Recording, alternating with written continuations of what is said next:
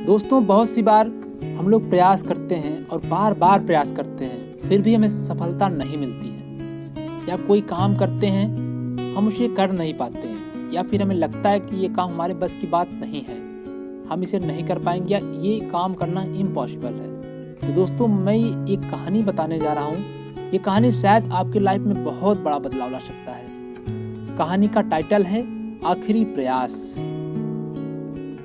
एक समय की बात है, एक राज्य में एक प्रतापी राजा रहता था। एक दिन उसके दरबार में एक विदेशी आगंतुक आया और उसने राजा को एक सुंदर पत्थर उपहार स्वरूप प्रदान किया। राजा वह पत्थर देखकर प्रसन्न हुआ।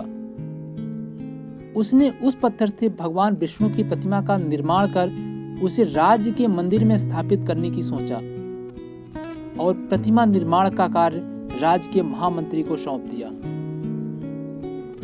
महामंत्री गांव के सर्वश्रेष्ठ मूर्तिकार के पास गए और उसे वे पत्थर देते हुए बोले, महाराज मंदिर में भगवान विष्णु की प्रतिमा स्थापित करना चाहते हैं, इसलिए 7 दिन के भीतर इस पत्थर से भगवान विष्णु की प्रतिमा तैयार कर राजमहल में पहुंचा देना।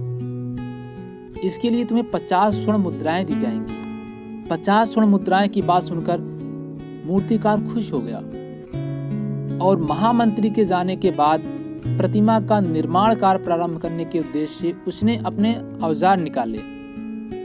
अपने औजार में से उसने एक हथौड़ा लिया और पत्थर तोड़ने के लिए उस पर हथौड़े से वार करने लगा।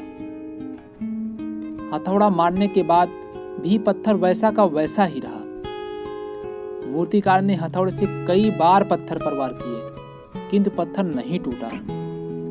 50 बार प्रयास करने के बाद मूर्तिकार ने अंतिम बार प्रयास करने के उद्देश्य से हथौड़ा उठाया, किंतु यह सोचकर हथौड़े से प्रहार करने के पूर्व ही उसने अपना हाथ खींच लिया।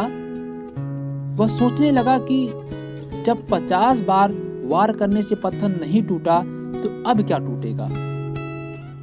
मूर्तिकार पत्थर लेकर वापस महामंत्री के पास गया और उसे यह कहकर वापस कर दिया कि इस पत्थर को तोड़ना नामुमकिन है, इसलिए इससे भगवान विष्णु की प्रतिमा नहीं बनाई जा सकती। महामंत्री को राजा का आदेश हर हाल में पूर्ण करना था, इसलिए उसने भगवान विष्णु की प्रतिमा निर्माण का कार्य गांव के एक साधारण मूर्तिकार को सौंप दिया। पत्थर को लेकर मूर्तिकार ने महामंत्री के सामने ही उस पर हथौड़े से प्रहार किया और वो पत्थर एक बार में ही टूट गया। पत्थर टूटने के बाद मूर्तिकार प्रतिमा बनाने में जुट गया। इधर महामंत्री सोचने लगे कि काश पहले मूर्तिकार ने एक आखिरी प्रयास और किया होता तो वह सफल हो गया होता और 50 स्वर्ण मुद्राओं का हकदार हो गया होता। तो दोस्तों, इस कहानी से हमें यह सीख मिलती है कि हमारे जीवन में भी ऐसी बहुत सी परिस्थितियां होती हैं जिसे कई बार कार्य को करने से पूर्व या किसी समस्या के सामने आने पर उसका निवारण करने से पूर्व हमारा आत्मविश्वास डगमगा जाता है और हम प्रयास किए बिना हार मान लेते हैं। कई बार हम 1-2 प्रयास पर असफलता मिलने पर आगे प्रयास करना ही छोड़ देते हैं, जबकि हो सकता है कि कुछ प्रयास और करने पर कार्य पूर्ण हो जाता या समस्या का समाधान हो जाता।